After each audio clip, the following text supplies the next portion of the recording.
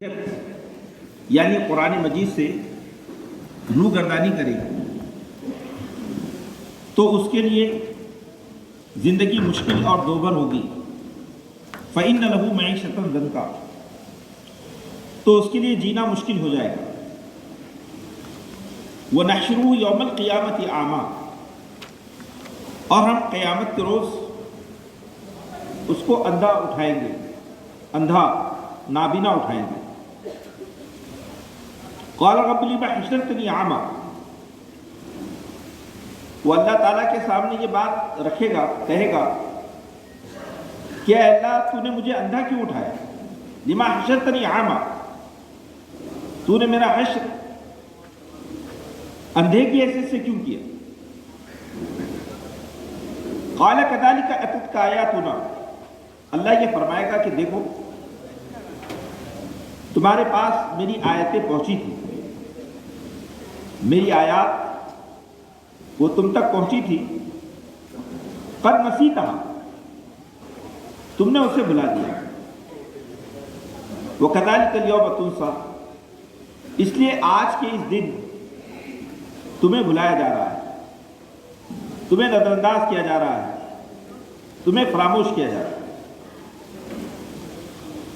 آپ دیکھیے کہ یہ جو آیات ہیں، یہ آیات قرآن مجید سے اعراض، اس سے روگردانی یا اس سے منہ پھیرنے کے خوفناک انجام کی طرف اشارہ کرتی ہیں۔ یہاں پر قرآن مجید کے لیے جو لفظ استعمال ہوا ہے وہ ذکر ہے، ذکر، کہ من اعرض عن ذکری، جس نے میرے ذکر سے اعراض کیا۔ یہ جو ذکر ہے یہ قرآن مجید کے ناموں میں سے ایک نام ہے۔ قرآن مجید کے کل 7 نام ہیں جو قرآن میں استعمال ہوئے، اور اس کی بہت سی صفات ہیں، لیکن قرآن کی جو اسماء ہیں ان میں قرآن ہے، فرقان ہے، ذکر ہے۔ یہ ذکر کی جو صفت ہے اللہ تعالیٰ نے خود اس کا نام قرآن کا بیان کیا ہے کہ وَلَقَدْ يَسَّرْنَا الْقُرْآنَ لِلذِّكْرِ، یہ اِنَّا نَحْنُ نَزَّلْنَا الذِّكْرَ وَإِنَّا لَهُ لَحَافِظُونَ۔ تو قرآن مجید کو ذکر کہا گیا۔ اب دیکھیے قرآن مجید کی یہاں پر قرآن کے جس نام کا یہاں پر ذکر کیا گیا ہے، جو نام یہاں بیان کیا گیا ہے وہ ذکر ہے۔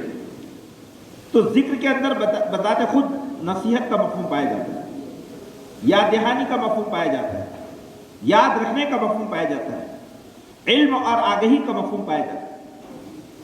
تو من اعرض عن ذکری جب قرآن نے کہا تو اس میں وہ ساری معنویت شامل ہے کہ قرآن مجید کی جو حیثیت ہے وہ مستقل یاد دہانی، مستقل آگہی، مستقل شعور کی آبیاری اور مستقل جو ہے انسان کی زندگی اور اس کے معاملات میں رہنمائی کی اس کی حیثیت ہے۔ یہاں پر قرآن نے یہ جو لفظ استعمال کیا ذکر، اور اس کے ساتھ میں جو لفظ استعمال کیا فَإِنَّ لَهُ مَعِيشَةً ضَنْكًا، کہ جو اس ذکر سے منہ موڑے، اس ذکر سے روگردانی کرے تو اس کے لیے جینا مشکل ہو جائے گا۔ تو آپ دیکھیے کہ قرآن مجید نے یہ بات بھی کہی ہے کہ آخر ذکر سے اعراض کی شکلیں کیا کیا ہوتی ہیں۔ قرآن مجید یہ جو ذکر الہی ہے اس سے اعراض کی شکلیں کیا کیا ہو سکتی ہیں۔ تو اگر ہم قرآن کو دیکھیں تو قرآن نے اس کی 3 اہم شکلوں کی طرف ذکر کیا ہے۔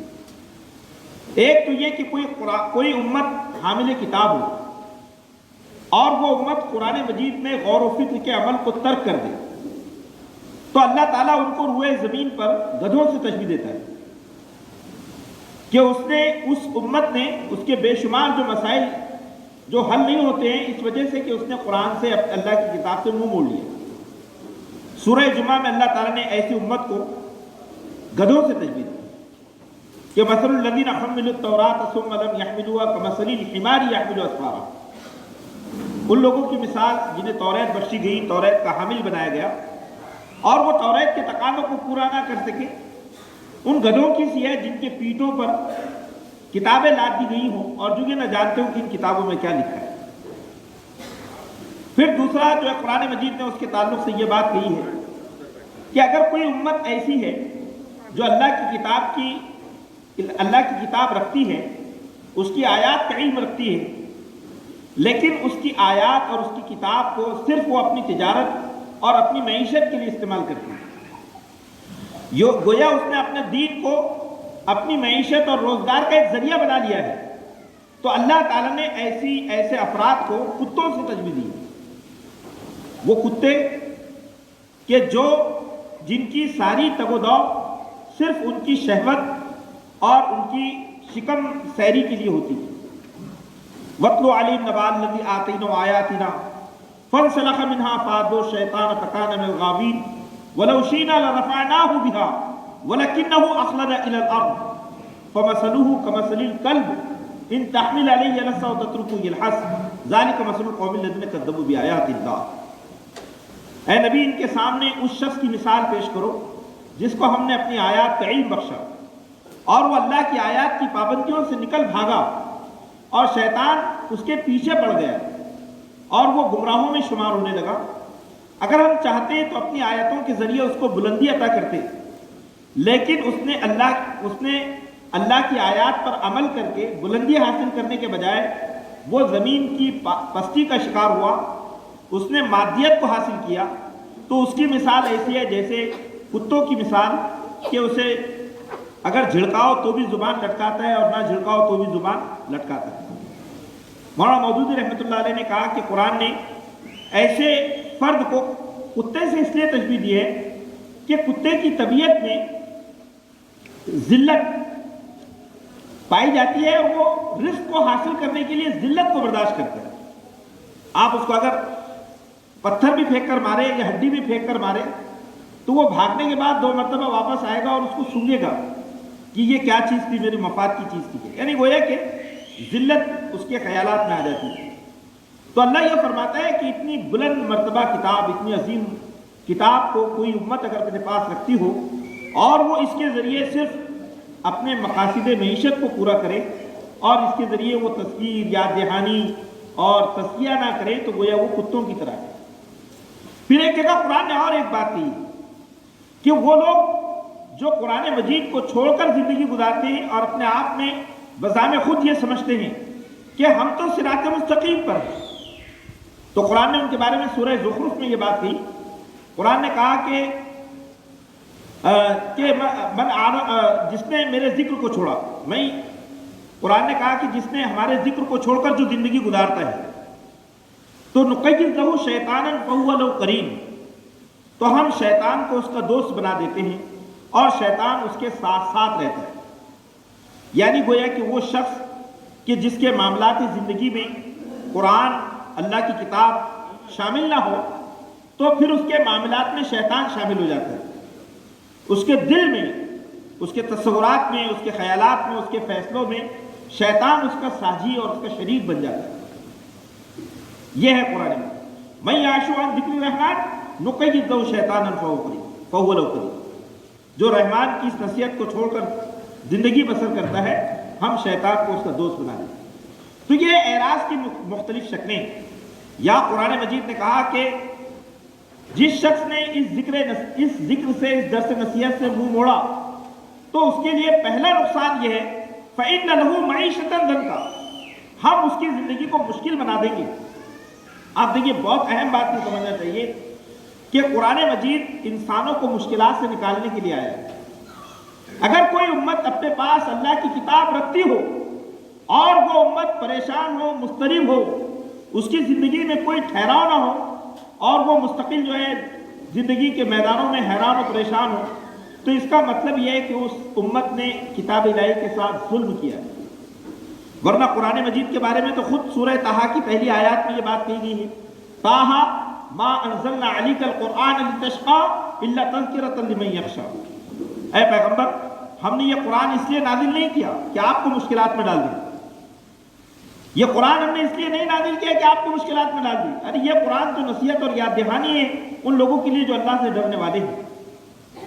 تو قرآن نے پہلی بات کہی ہے کہ جب تمہارے معاملات بگڑیں گے، جب تمہارے خاندان انتشار کا شکار ہوں گے، جب تمہارے سماج کے اندر حقوق ایک دوسرے کے لوٹے جائیں گے اور جب تمہاری زندگی اس قدر تعفن زدہ ہو جائے گی کہ تم جینے کے مقابلے میں مرنے کو ترجیح دو گے، تو اس کا سبب یہ ہوگا کہ تمہاری زندگی سے قرآن نکل چکا ہوگا۔ یہ اس کا پہلا نقصان ہے. اور دوسرا نحشرہ یوم القیامت اعمیٰ، ہم قیامت کے دن ایسے لوگوں کو اندھا اٹھائیں گے. اعمیٰ کا لفظ استعمال کیا قرآن. دیکھیے وہ نگاہیں نہایت ہی قابل احترام ہے خدا کی نگاہ میں، جن نگاہوں نے دنیا میں اللہ کی کتاب پر نگاہ ڈالی ہو، اللہ کی کتاب کو دیکھا ہو. یہ جو نگاہیں ہیں اللہ نے جو ہم کو بصارت عطا فرمائی ہے، یہ بصیرت جو بخشی ہے، اس کا سب سے مقدس استعمال یہ ہے کہ اس میں قرآن کی آیتیں دیکھی جائیں. اس کے ذریعے قرآن نے یہی بات کہی.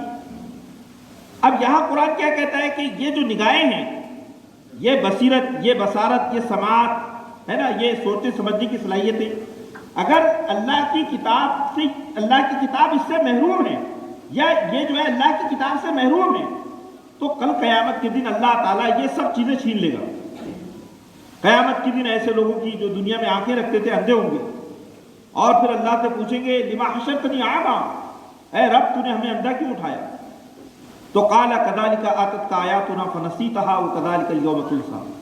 اللہ یہ کہے گا کہ دیکھو کل میری آیتیں دنیا میں تمہارے پاس پہنچی تھی، لیکن تم نے میری آیتوں کو بھلا دیا تھا. دیکھیے قرآن کے الفاظ دیکھیے، نسیتہا کا مطلب کیا ہے کہ یعنی وہ آیتیں تم نے بھلا دی، وہ تمہارے پاس تھیں لیکن وہ تمہارے عمل میں اور تمہارے شعور میں نہیں تھی، وہ صرف تمہارے جزدانوں میں تھی، تمہارے ممبر و محراب پر تھی، وہ تمہارے زندگی کے میدانوں میں نہیں تھی.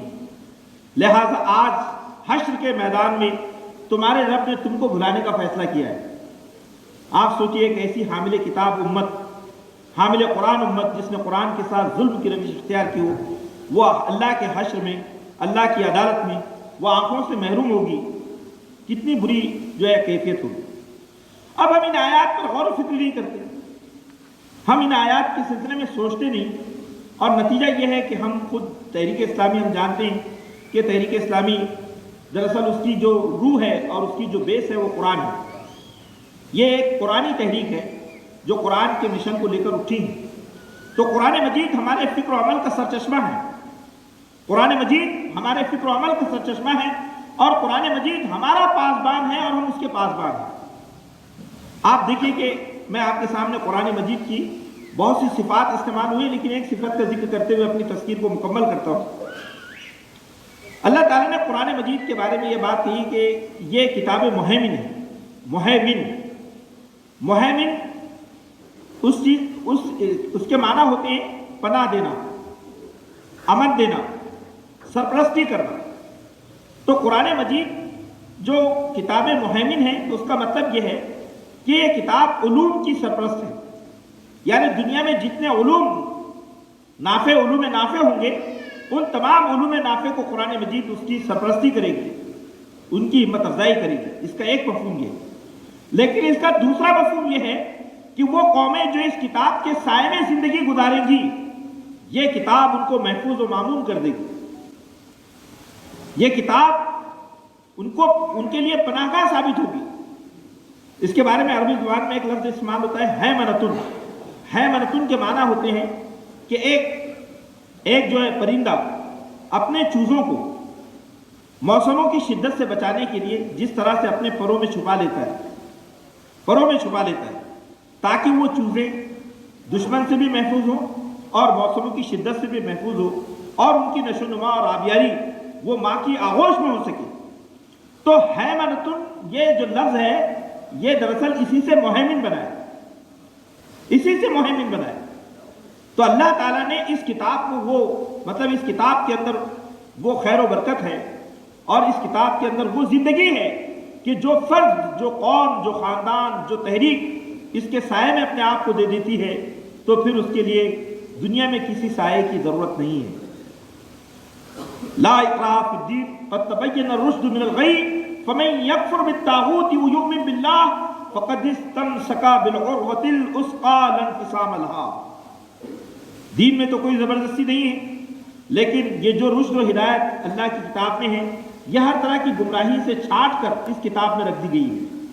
اب جو کوئی اللہ پر ایمان لے آئے اور طاغوت سے کفر کرے، طاغوت کا انکار کرے، تو گویا کہ اس نے ایک ایسا مضبوط سہارا تھام لیا جو کبھی ٹوٹنے والا نہیں ہے.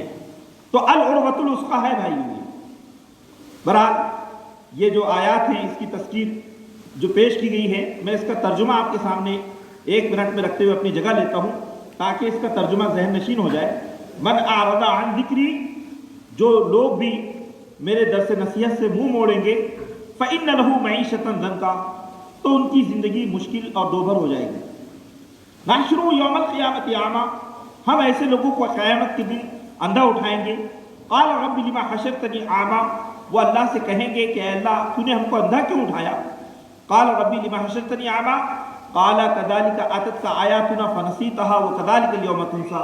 اللہ یہ کہے گا کہ دنیا میں میری آیات تم تک پہنچی تھی لیکن تم نے اللہ کی میری آیتوں کو بھلا دیا تھا، لہذا آج ہم تمہیں بھلا رہے ہیں، آج ہم تمہیں فراموش کر رہے ہیں. تو دنیا اور آخرت دونوں کی ذلت اور رسوائی ان لوگوں کا مقدر ہوگی جو اللہ کی کتاب کے حامل ہو اور اس کے ساتھ ظلم کی روش اختیار کرے. اللہ کی دعا ہے کہ اللہ ہم سب کو عمل کی توفیق عطا فرمائے. رب کریم قرآن کا فہم اور قرآن کی بصیرت ہمیں عطا فرمائے اور اس کی روشنی میں زندگی کے آخری سانسوں تک سفر کرنے کی توفیق عطا فرمائے. آمین یا رب العالمین. وآخر دعوانا الحمدللہ رب العالمین.